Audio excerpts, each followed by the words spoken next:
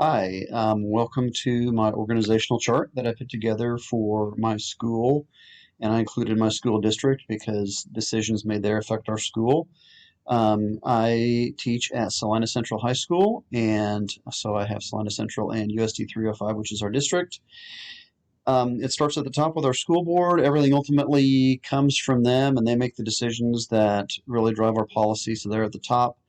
The superintendent is someone hired by them to administer the district, and so they're directly below the school board.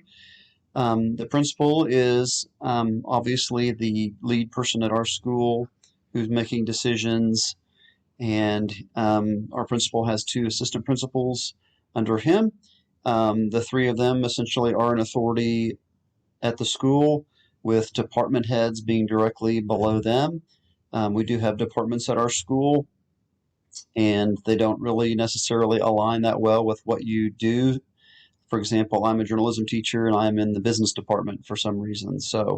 But we do have department heads who relay information from the principal with things that we need to be working on, projects and so forth. Below that, I put teachers, counselors, classified staff, and other staff to include our school resource officer.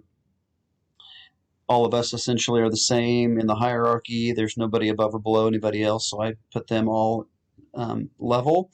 And then students being at the bottom, even though they're the most important part of our school, they are the lowest in terms of the organizational chart. The only people that I have any authority of whatsoever at the school would be the students, so they're the only thing below me.